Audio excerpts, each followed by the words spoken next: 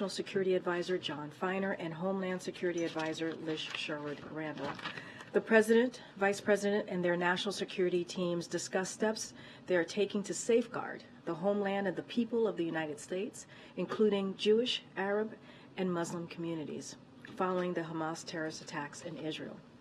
We are in touch with faith leaders and communities across the country to provide support, listen to their concerns, and offer the full resources of the federal government during what is a very difficult time for many people in the Jewish community, but also for people of all faiths.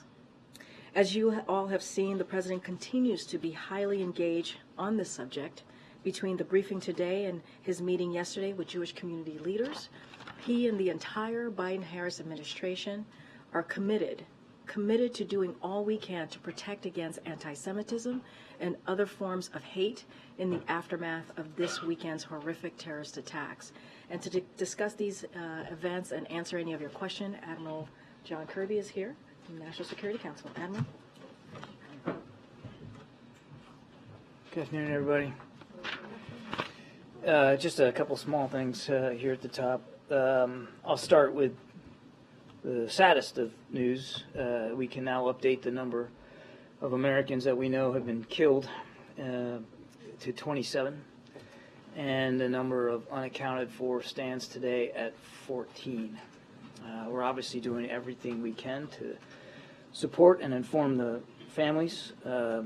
Now, sadly, 5 more families have now gotten the worst possible news that any family can conceive of getting.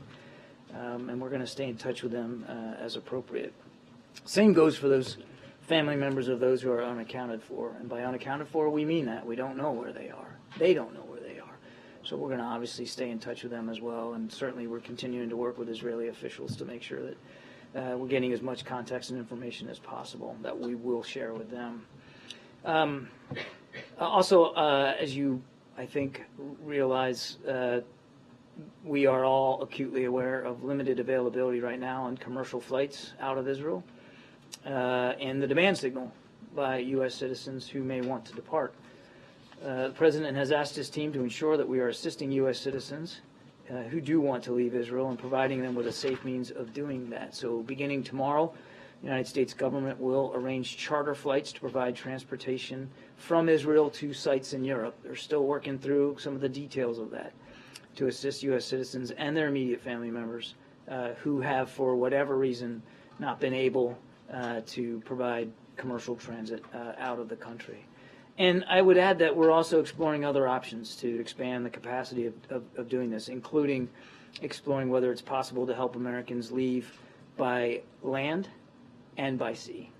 So again, we're working hard on this. We know there's a demand signal out there, and we're going to try the best we can to meet it. I would encourage any American citizen in the need of assistance to please complete the intake form that you can find on travel.state.gov. It's very simple. Go right to that site. There is an intake form. Fill it out. It helps the State Department process these requests. It also helps us get a sense of what the scope of the need is. And I would refer you to state on that. I'm sure you guys are going to ask me that. I don't have hard figures handy with me now. We do know there are certain American citizens that want to go. It's all available through the State Department's website, and I'd encourage them to go look at that. All right. Okay. Thanks for taking my question. Gaza's main power plant has run out of fuel, and the humanitarian situation there is becoming quite dire. I'm wondering if there have been any communications about allowing shipments of food, fuel, electricity to help lessen civilian casualties and suffering there. Yes, there have been ongoing conversations with our Israeli counterparts about the need for continued flow of humanitarian assistance. I had a couple of questions on the American hostages. Is it still the case that the administration doesn't know anything about the condition of the American hostages, and is the number still believed to be less than a handful? Yes and yes. And I know you've been pretty open about the fact that information about the hostages is very hard to ascertain at this moment. The limited information that you do have, is that coming mainly from the Israelis and the Qataris, or is there another source of information that you gave. The families too. I mean, as I mentioned yesterday, some of these families actually saw their loved ones being abducted and taken away, so they have been a significant source of information as well. Just one other quick thing. The assumption that the hostages may not necessarily be in one place, was there specific intelligence to point the administration to not make that assumption, or is that based on something else? I won't speak about specific intelligence matters, but it is a common tactic in the Hamas playbook to break up hostages and move them around in sometimes small groups. So we have nothing that would indicate to us that they would follow a different set of protocols, but I can't stand here before you and prove to you that that is exactly what's happening. We have to, in order to think about our policy options, you have to make some assumptions, and we can't rule that out as a possibility. Jewish audience question. Thank you, John. What is the status of the $6 billion that Iran was set to have access to? It's still sitting in the Qatari bank, all of it, every dime of it. Is there an agreement now to, in essence, withhold it from Iran should they come asking for it? None of that money has been spent, and I have no updates to provide today. Was the decision to reach a quiet understanding with Qatar about whether or not it would be accessed by Iran made because of the attack or political pressure in recent days? I'm not going to talk about diplomatic conversations one way or another, Ed. What I can tell you is that every single dime of that money is still sitting in the Qatari bank. Not one dime of it has been spent. I'd also remind, because this, I know in certain audiences, inconvenient facts are easy to forget. The regime was never going to see a dime of that money. And this account, although it's moved from South Korea to Qatar, was set up by the previous administration for this exact purpose. In fact, I think it was back in 2018, the former Secretary of State, Mike Pompeo, actually talked in quite some detail about how this money in these accounts could only be used for humanitarian purposes and that there was going to be oversight. We've done nothing different. It is the same process. All we've done is move that funds from South Korea, where for some technical reasons it wasn't accessible, to Qatar, where it is more accessible. All that said, none of it has been accessed by the by Iran at all. And even if they had accessed it, it wouldn't go to the regime. It would go to approved vendors that we approved to go buy food, medicine, and medical equipment, agricultural products, and ship it into Iran directly to the benefit of the Iranian people. And let me ask you one other. Has the United States independently verified the photos released by the Israeli Prime Minister's Twitter account today showing the images of dead children? I don't think we're going to be in the business of having to validate or approve those images. Are coming from the Prime Minister of Israel, and we have absolutely no reason to doubt their authenticity. Jewish audience question, please. To follow up on these questions about the $6 billion, I understand Iran hasn't accessed any of this yet. It's intended for humanitarian purposes, but there have been reports of this quiet agreement. So, yes or no, if Iran wanted to access this today, could they? I'm not going to speculate one way or another here about future transactions. What I can tell you is none of it has been accessed, and we are watching every dime, as you would expect we would. We're watching it very, very closely. So And I'm not going to still tap into it. I'm today? not in a position to speak about these press reports. I'm telling you, nothing's been accessed, and we have oversight. We have oversight over what can be accessed and for what purposes. And on another topic, the president said yesterday that he told Netanyahu that it's important, even with all of the emotion and anger and frustration, that they operate by the rules of war.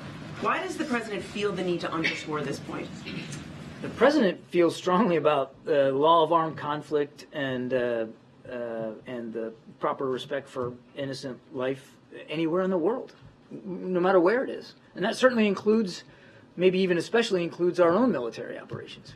But is the president worried that Israel may have already violated the rules of war, or that they might going forward? It's just part of the conversations that we've been having with our Israeli counterparts about the prosecution of these military operations. The Palestinian people are likewise innocent civilians. They didn't ask Hamas to come in and do this, and I think it's always on the president's mind, the protection of civilian life. And one last quick thing. I'm wondering what you made of the former president last night, calling the Israeli defense minister a jerk, saying that Hezbollah was really very smart. I'm not going to comment about comments on the campaign trail. That's well beyond the pale for me.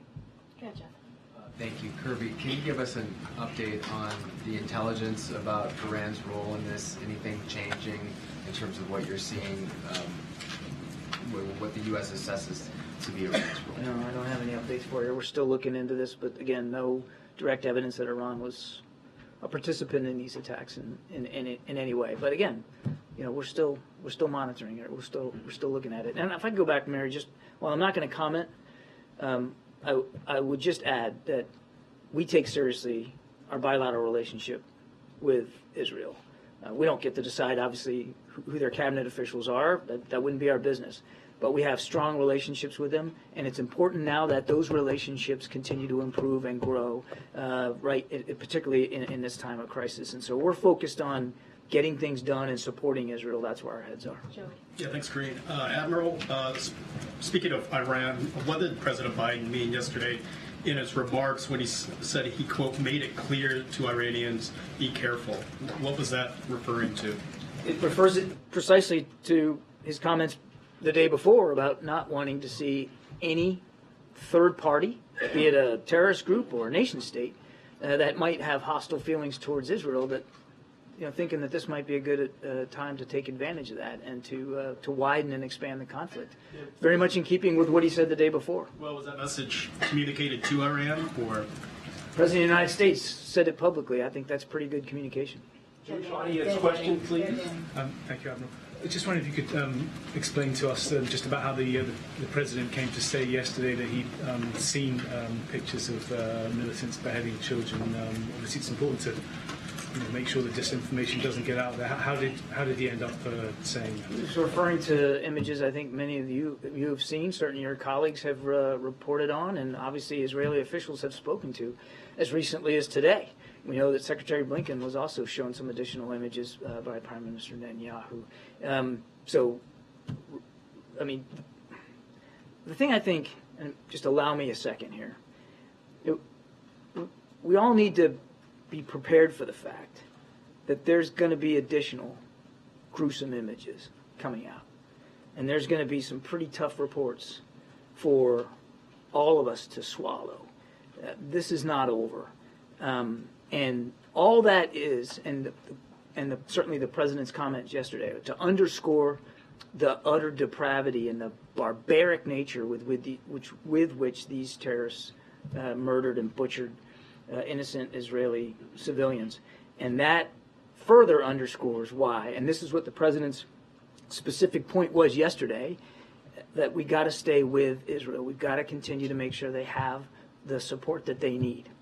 But has the President actually seen the photos? Yesterday there was... A couple of follow-up questions actually to what Mary had been asking. Regarding the issue about abiding by the laws of war, Israel does continue to halt supplies of food, other aid materials to Gaza. So I'm wondering if the U.S. feels that is an appropriate action by the Israelis, and if you made any concerns about that to the Israeli government. We are having conversations with Israeli officials about the continued need for humanitarian assistance for the Palestinian people who are victims here as well. Does the U.S. see that as any sort of a violation of the laws? I'm not going to stand up here and put a bumper sticker on it. We are having active conversations, as we would anywhere around the world, with their Israeli counterparts. And regarding the former president's comments last night, setting aside the politics of it, do you have any concern that he may have revealed classified information as it relates to the death of Soleimani in 2020 in his comments last night? I'm not in a position to comment on that right now. Jackie. Thank you, Karine. John, one quick one on the charter flights. Are those free of cost to American citizens now? I would refer you to the State Department. Typically they are, but I mean, I don't have they're still working through the details of how they're going to coordinate these. And then on the $6 billion, we know that 100 senators were told on Tuesday night that the plan was basically to leave any requests for withdrawals pending indefinitely. And now we know that House Democrats were told by the Deputy Treasury Secretary behind closed doors this morning pretty much the same, with one added layer that there's an agreement with Qatar not to let those funds be dispersed. Why is it that you won't come out and say that the U.S. does not intend to let this money go to Iran. Jackie, we've always had, since the beginning, we've always had the ability to provide oversight over the disbursement of these funds. We've always had the option, if we wanted it, to look at transactions and to make a call about whether we found it valid or not. That has not changed. And even now, as you and I are speaking, none of that money has been accessed by anybody. It's still all there. Is it because we think that freezing it essentially again would complicate any negotiations with Iran or our ability to get Americans home in the future? I'm not going to go into any more detail. Okay, and then on the overland and by sea and by land efforts, I guess why is it that we find ourselves in so many situations trying to get Americans out, and that it's largely happening, not through a government effort, but we're telling, civilians to find their way across a border in a war zone. It happened in Ukraine. Why is it that we found ourselves in that position so many times, it seems? In what position exactly? Where we're directing American citizens to basically find their own way to U.S. help on the other side, whereas you've got other countries that are sending their military in or doing evacuations in a more formal way. Well, first of all, Americans and dual passport holders live all over the world, and sometimes they choose to live in places where bad things happen. We're not in a position of lecturing to Americans where they can go live, work, or travel, recreate. Number two, they don't have to tell us that they're there. So sometimes it's really hard to get a sense of what the population is.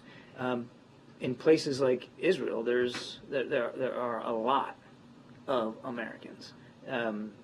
Most of them, maybe most are dual nationals, but a lot of Americans are there. Other nations have smaller populations, and maybe they have to make their own decisions about how they're going to handle those smaller populations. We also have to be respectful of the needs and the desires of Americans who live there. We know that some want to leave. We also know that a lot of them want to stay. It's home. They don't want to go. And we have to respect that as well. So we tailor the approach based on what's going on and what's going on geographically inside a country, because some parts of countries that are in distress are safer than others, and people are less likely to want to go. You have to take all that into consideration. And the other thing I'd say to your question is, as this situation evolves, you should expect that so too will our approach evolve. And if there's a need to do more or to do it differently, well, by goodness, we'll do that. But right now, in the early hours, there was still ample commercial flights going out of Ben Gurion, and certainly there were some viable land routes. We kept, and part of the reason why we're doing this is because we have such good communication with Americans, and we're having these conversations, and we realized that as the situation has evolved, more and more Americans were expressing a desire to leave, and because not all carriers are working out of Ben Gurion, this made sense as the next best move. If we have to adjust it, we absolutely will. On the day of jihad, are we doing anything to fortify, I guess, the U.S. against any potential activity against Americans, domestically or abroad, given the calls for a day of jihad and your statement yesterday that now is not the time to go back and look at any intelligence gaps? Is it the time, being that tomorrow is supposed to be this day of jihad? What I meant by yesterday was we're focused on making sure that our intelligence sharing with the Israelis is as sharp and as good as possible for the operations that they are in. I saw some reporting that made it sound like I blew it off. That is not the case. We understand that there will be a need to go back and look at what was missed, by whom and when. Of course we're going to do that. But we've got to stay focused on the task at hand right now. And as for your second question, absolutely, we are constantly in touch with local law enforcement, state and federal officials across the country to make sure that we are as vigilant as we can be to be able to identify and disrupt any threats to the American people. We're absolutely going to stay focused on that.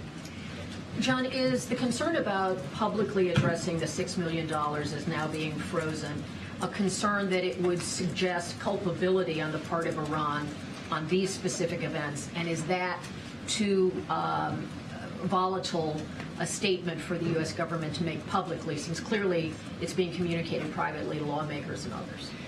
Again, I don't have anything more to add on this, Kelly. All I can tell you is we haven't seen any specific evidence that Iran was involved specifically with these attacks. But as we've said, broadly, yes, they're certainly complicit. We're not walking away from the fact that Iran has supported Hamas and other terrorist networks. So this is not about being unwilling to speak to culpability. We've already spoken to the culpability and complicity of Iran with respect to support to terrorist groups. I'm just not able to go into more detail than that. I would tell you that, again, I'm reminded, I know I sound like a broken record, but not a dime has been accessed, and we are watching it very, very closely. When the president spoke about the hostage situation in yesterday's event with Jewish community leaders and the fate of Americans broadly, and that he didn't want to say too much publicly for obvious reasons, could you just speak to what his view is about an American military role in another country when Americans' lives are at stake? How would he view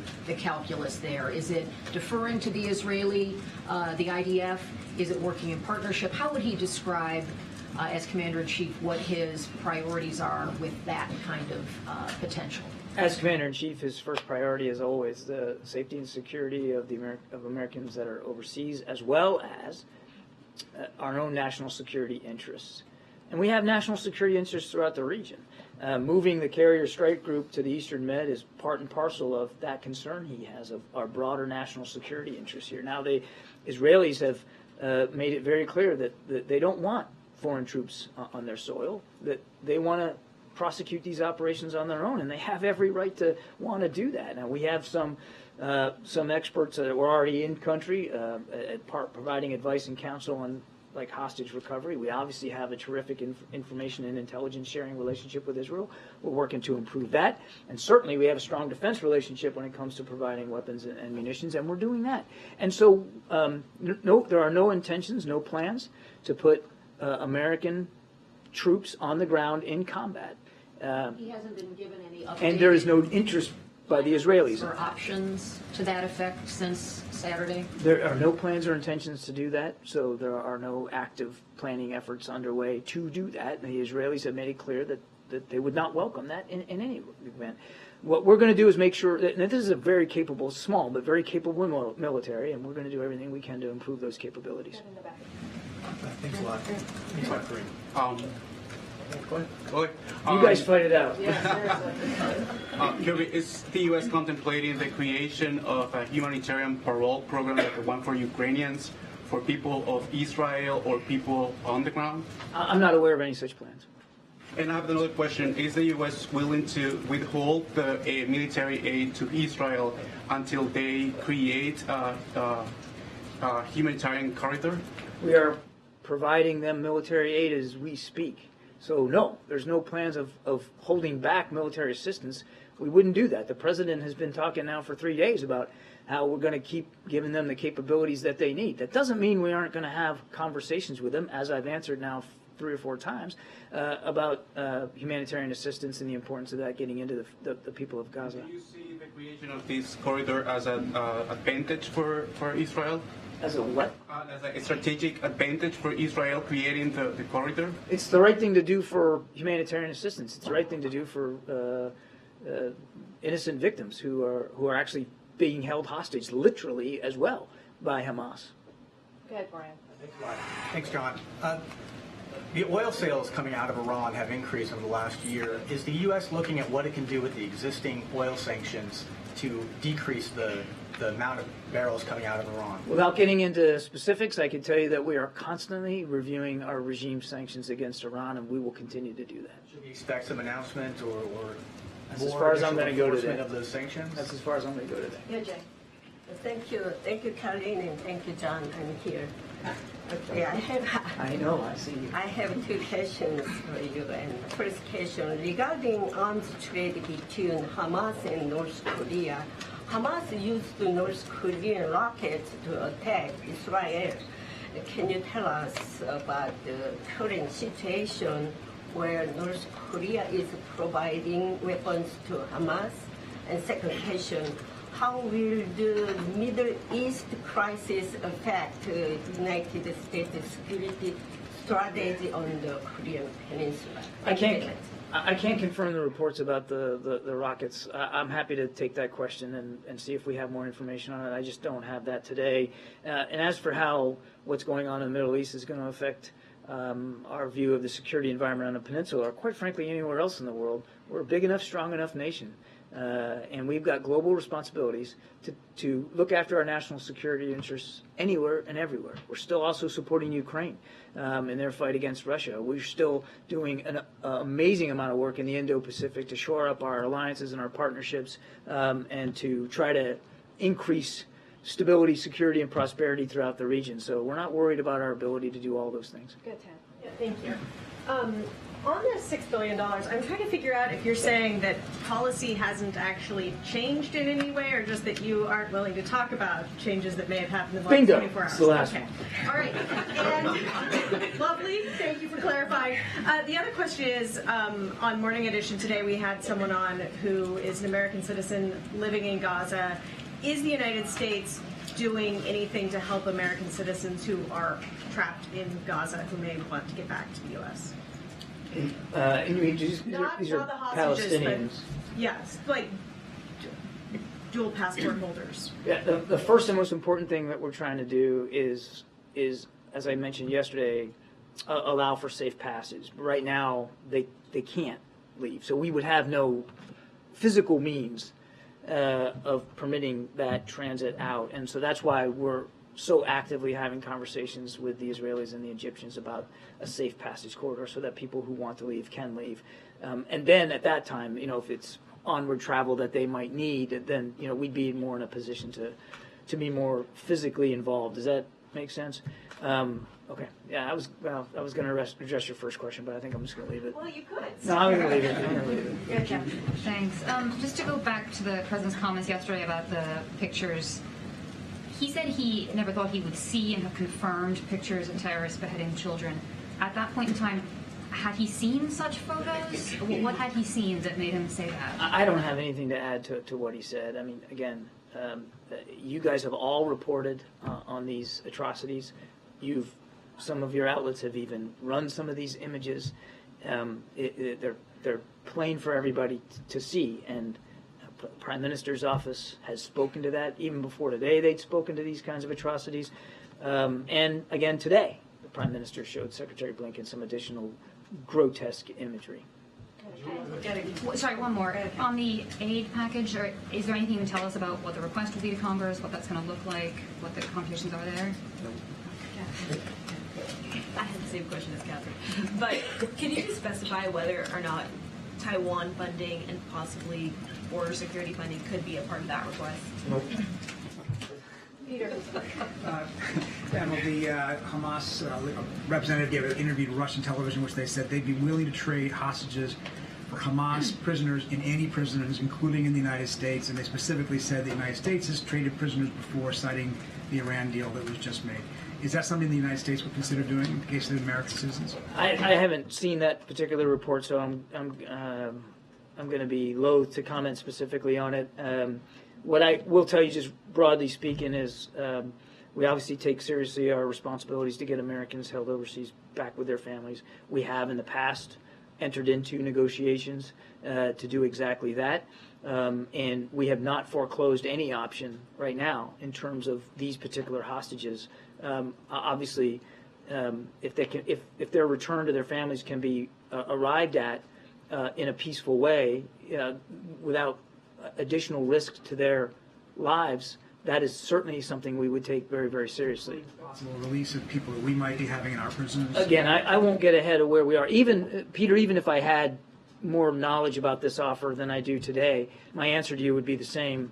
It's never a good idea to negotiate for the transfer of hostages or detainees in public, lest you torpedo the actual success you're trying to achieve.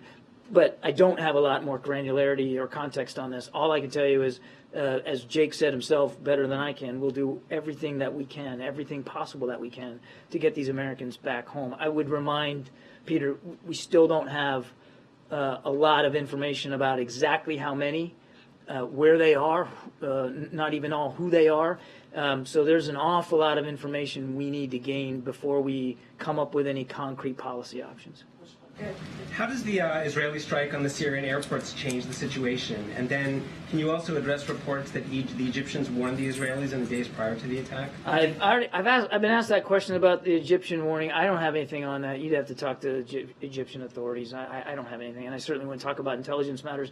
And on your first question, that's a better question put for the Israeli Defense Forces, not for the United States. We're focused on helping them go after Hamas. Good, in the back there. Question about Lebanon. So Hezbollah is continuing operating against Israeli targets at the border, Lebanese-Israeli border.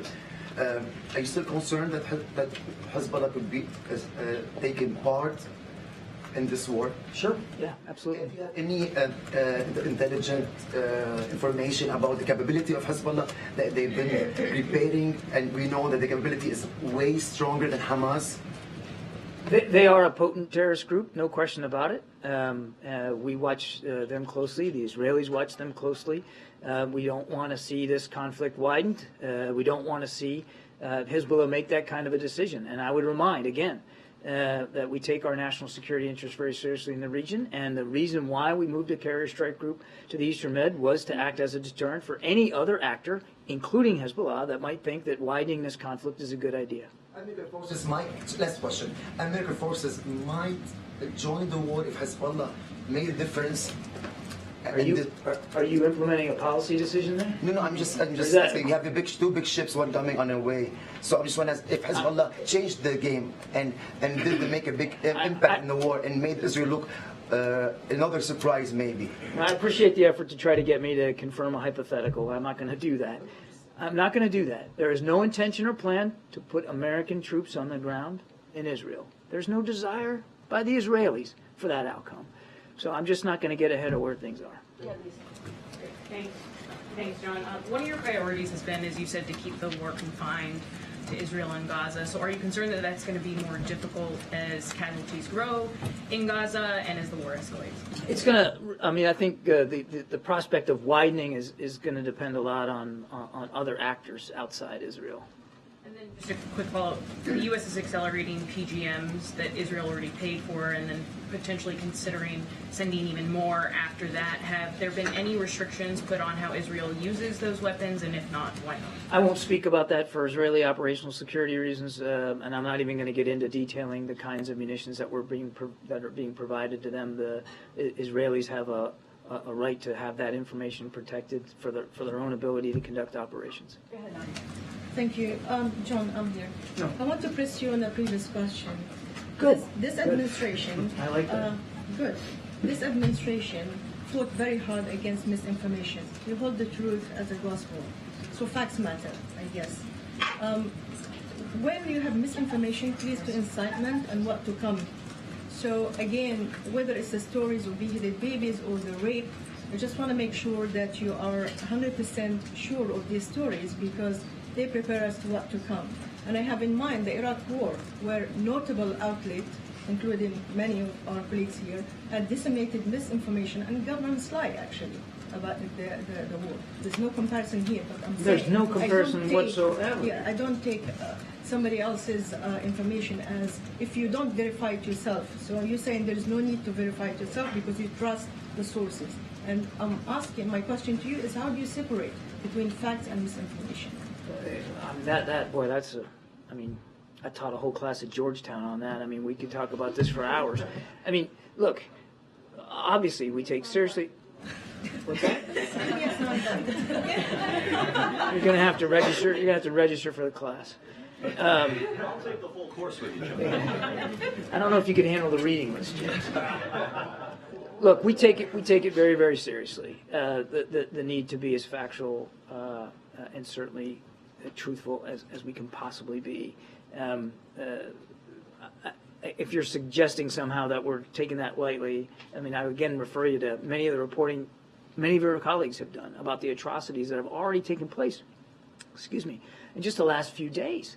And comments made by Israeli officials themselves.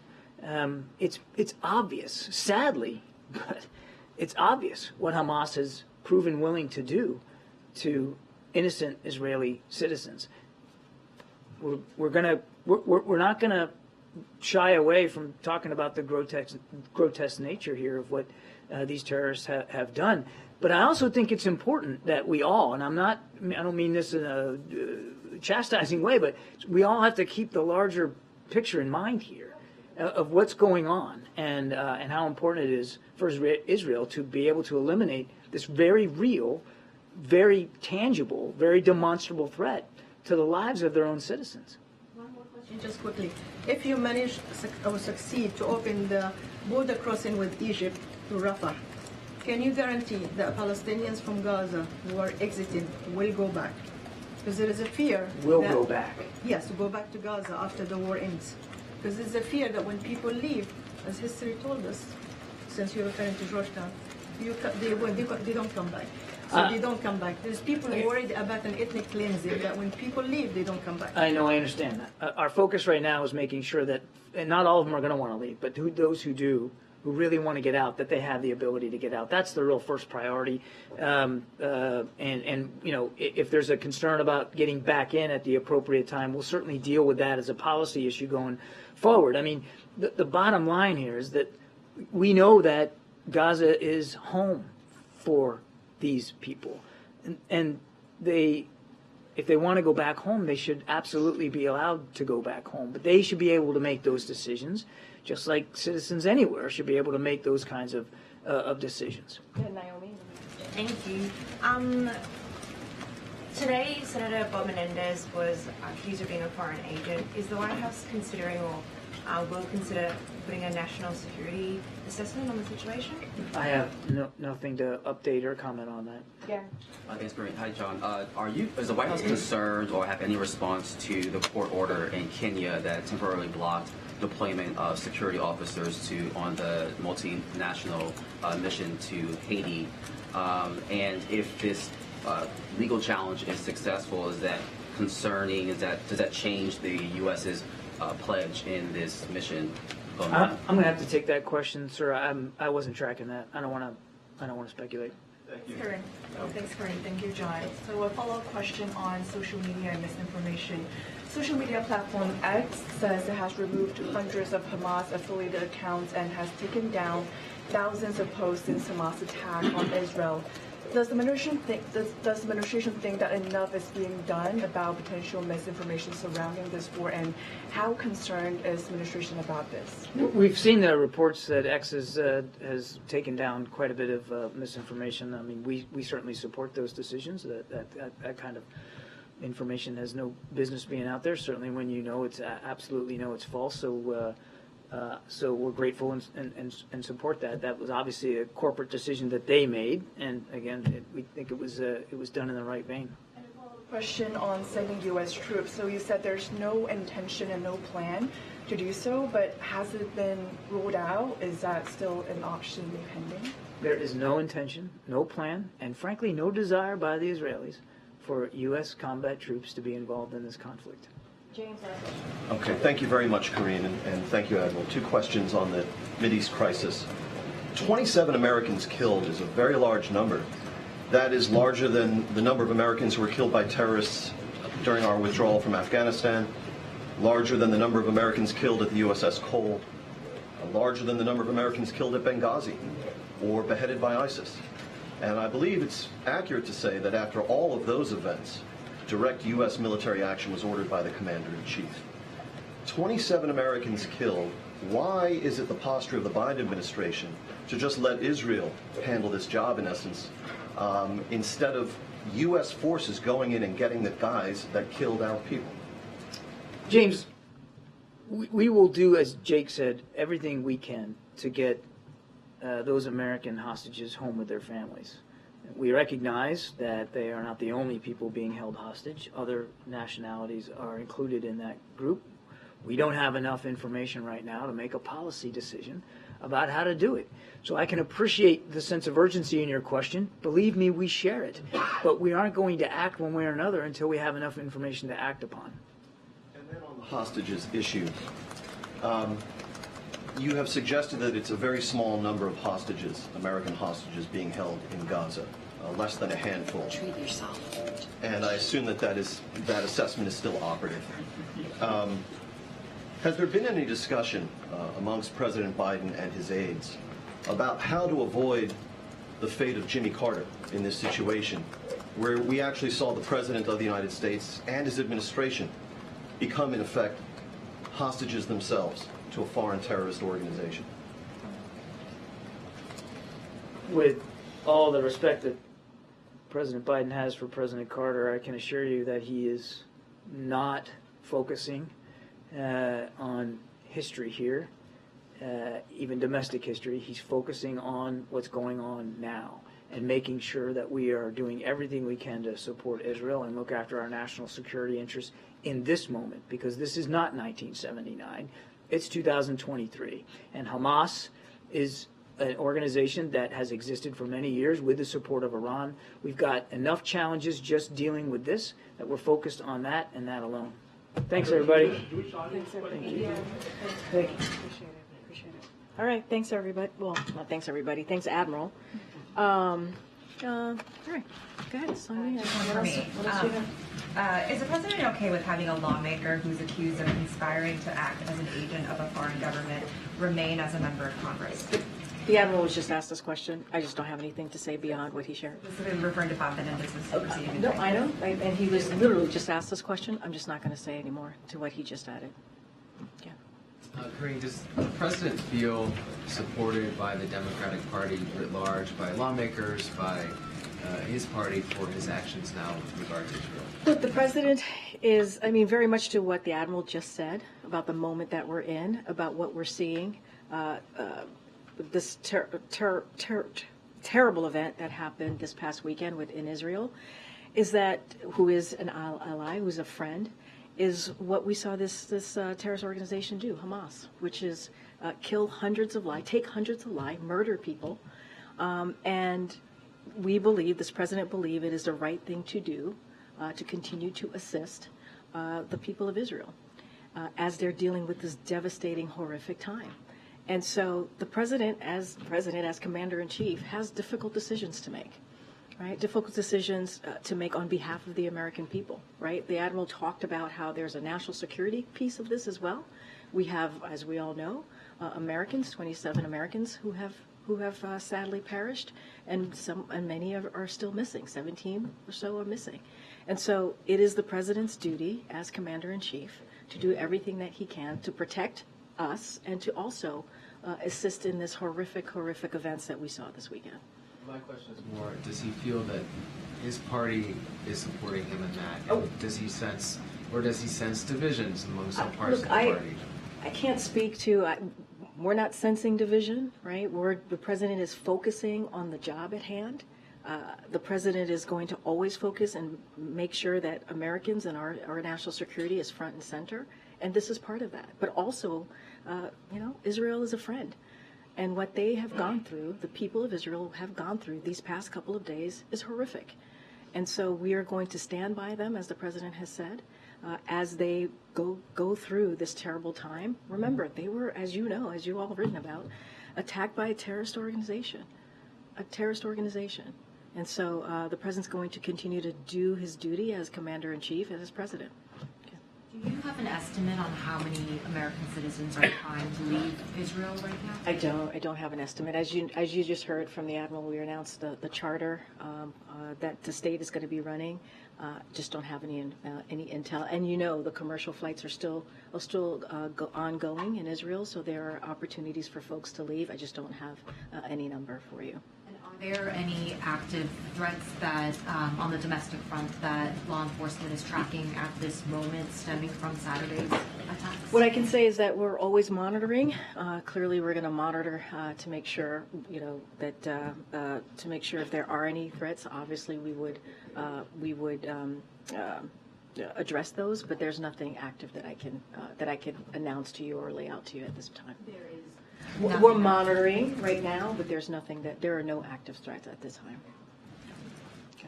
Now in the second week without the House having an elected speaker, does that change at all any conversations the president may be having with senior House leaders, Republicans, Democrats, about speeding this process along? Which process? Of electing a speaker. I mean, look, it's their process to run. They are, this is the House Republicans, as I've said over and over again. It is their process. The president doesn't have a vote. It is what we're seeing is certainly shambolic chaos that we're seeing over there on the other side of Pennsylvania Avenue, and they need to get their act together. There's a lot of work that needs to be done on behalf of the American people. We've said this over and over again. They need to figure this out. How are they going to select their speaker? That's up to them. But of course, the president wants to continue to move forward on making sure that the business of the American people is done. But it doesn't stop the president for continuing to do the work. We announced junk fees the other day. The president has been being pretty engaged and active every day on behalf of the American people, and that's something that he's going to do. But of course, we want to see the House Republicans get their act in order. Understanding the sort of uncharted territory that this is, there is not It is a charted role. territory. Yeah. It is. No, I understand that. So I'm asking, there's not a role then that the administration sees that the president could play here to try. It is not for us to fix. It's not for us to fix the chaos in the House Republicans. It's not for us to fix. They have the majority, as you know, in the House. It is for them to fix. We've never seen a conference behave this way or be this chaotic. It is important for Republicans who have the majority to figure this out, and get there and get they created the situation, and they have to figure it out and elect their speaker so we can move on. Karine, will you take our Jewish audience? So I want to talk about CPI inflation. The CPI inflation report came out today. It was hotter than expected, 3.7% year over year, unchanged from the prior month. You talk about all the spending last year to lower costs. The last couple of months, how is that lowering costs? So, look, what we believe is that Bidenomics is in action, right? You're talking about lowering costs, right? And that's something that the president is certainly continuing to do. Inflation is falling while employment remains strong. As you speak to CPI, inflation has fallen 60%. Since last summer, and the core inflation, as you're speaking to this data, fell to its lowest level in 2 years, and so that matters. Let's not forget about wages are higher than they were last year, accounting for inflation. Prices fell for core goods like cars and furniture for the fourth month in a row. All of those pieces are in the data, the CPI that came out today, and that matters. But people still hear Bidenomics and they see rent is up 7.4% year over year. Car repairs, car insurance is up almost 19%. So costs are not coming down for all Americans. So here's the thing. As we know that when it comes to housing, people are still dealing with a lot, right? We understand how that economic hardship as it relates to housing specifically. That's why the president put forth a plan to deal with, on the federal level, how to help people lower costs with housing. So that is important as well. But when you think about wages, wages are indeed up, which matters over the last year, accounting for inflation, even more for blue-collar workers and those not in management. So that matters, as I mentioned moments ago. So look, the president's going to continue to grow the economy. We talk about Bidenomics. We see the economy growing. We see unemployment at under 4%. We see jobs created under this administration as more than 13 million jobs, more than 14 million jobs at this point. And that's what we're going to focus on. When it comes to Republicans, they want to slash taxes for the wealthy. That's what they want to do. That's what they're putting forward. Cut Social Security, cut Medicare, cut Medicaid. They already started talking about that again recently. So the president's going to focus on what is needed for the American people to continue to give them that little bit of breathing room. And that's what the president's going to focus on. Let's not forget yesterday. Is it still appropriate for the president to go to Philadelphia tomorrow, given all the Americans trying to get out of Israel and the imminent ground war there? Well, look, the president has to do multiple things at once. The president's going to go to Philly. He's going to continue to talk about Bidenomics. He's going to continue to talk about what he's doing to bring back manufacturing, to create good-paying jobs. That's what you're going to hear from Americans. That's something that Americans also want to hear from. The president has been engaged in the situation that we're currently seeing, the horrific situation that we're seeing in Israel. That's what he's going to continue to do. He was engaged today. He's been engaged for the last every day since the attacks, and we're going to do everything that we can. We just announced, right? State just announced the charter flights, right? So that's something that is going to help get Americans out of Israel. And also commercial flights are still ongoing. I want to make that very clear. But the president is going to make Americans a priority. He has to do multiple things at once. That's what you're going to see the president do. Go ahead. just want to go back to the Chairman Menendez thing, because in another realm, this would be a bigger effing deal.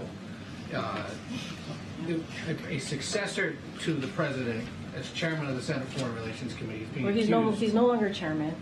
No, but the president was once chairman. Oh, I see what you're saying. Yes. I see. Yes. You're making that connection. Yes, Got it. Successor. No, I got it. Has been accused of being a foreign agent for Egypt, which, not for nothing, is involved in this situation right now, for that matter. Has the president been brought up to speed on this? If he has no comment today, can we see comment on whether he has any concerns that someone with that kind of a position may have been accused of this, and whether he should be running for re-election? So we have always said it is a serious matter, right? We've always said that, and we'll continue to treat that as a serious matter. I just don't have anything else to share beyond any statements from the president. I just don't have anything outside of that. But of course, we see this as a serious matter. Okay, Kelly. Has the president requested any sort of biographies on the families or the victims in Israel in order to have outreach? Would you expect with this number of Americans killed that he would have by letter or call or something? Anything you can share about that direct President Biden to these American families? And it's a very good question. You know this, President Kellyo. You know this is a president. When it comes to human tragedy like this, or any type of loss, this is a president that takes this very seriously and tends to reach out and have those conversations with family members who have lost a loved one. I don't have anything to read out to you at this time, or to a plan or anything like that to lay out. But this is, of course, something as the President of the United States, Commander-in-Chief, to hear, to hear what has 27 American lives have lost. This is something that affects him deeply. If and when we do outreach and have any conversation with the families who have lost their loved ones, we certainly would share that. But of course, this is a president who wants to hear and wants to know about folks who lost their lives, and also wants to hear directly from the families. I just don't have anything to share at this time. Go ahead, Catherine. Oh, go ahead. I see that he attends Catholic Mass every week. Has he expressed any desire to go to a synagogue or a mosque, for that matter, or to have any kind of a faith experience in light of this?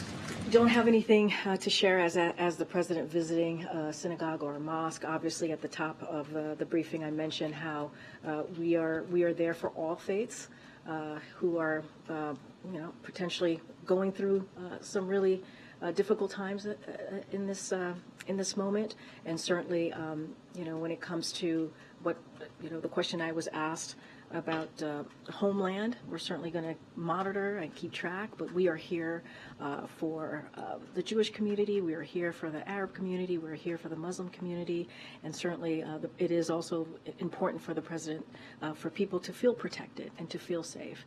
And that's what his Homeland Security is doing, his advisors here. That's why he met with them today to get an update, and certainly we're going to stay on top of that. Catherine. Karine, UAW has expanded their strike. Obviously, we're 4 weeks into this now. How concerned is the White House about getting a resolution and potential economic impacts? So look, we're going to monitor this very, very closely, this situation, certainly the economic impacts. But look, the president says this all the time. You hear me say this all the time. We respect unions, their right to use their option for collective bargaining. We believe that works when both sides come together and negotiate. And come together in this instance, there are multiple sides, and come together in good faith to get a win-win agreement. And that's what we want to continue to see. We're not going to talk about specific tactics or the specifics in negotiations, but certainly we're going to continue to monitor. You can tell us, White House officials obviously have been in Detroit. Yeah, I don't have any travel from White House officials. As you know, Acting Labor Secretary Julie Su has been engaged, and so has the senior advisor here, Gene Sperling. Have been the two people who have had direct communication, and certainly not part of the negotiation, but offering any assistance that might be needed to the Big Three and UAW. I just don't have any specific engagement to read out or any travel at this time. Katia. Just one quick question. Has the crisis in Israel caused the president's major address on Ukraine to be delayed? And does he still plan to deliver it? I don't have any update on the president's Ukraine address. I'm sure that we will continue to hear from the president. As he said this week, next week, he's going to put forth a supplemental plan on additional funding that he's going to be asking for, and don't want to get ahead of that. Certainly the best path forward. I just don't have anything to share on any remarks or extensive remarks that the president will be giving or might give on Ukraine, but certainly you guys will continue to hear from the president on all important matters, whether domestically or foreign. Okay, thank you so much. Question, please.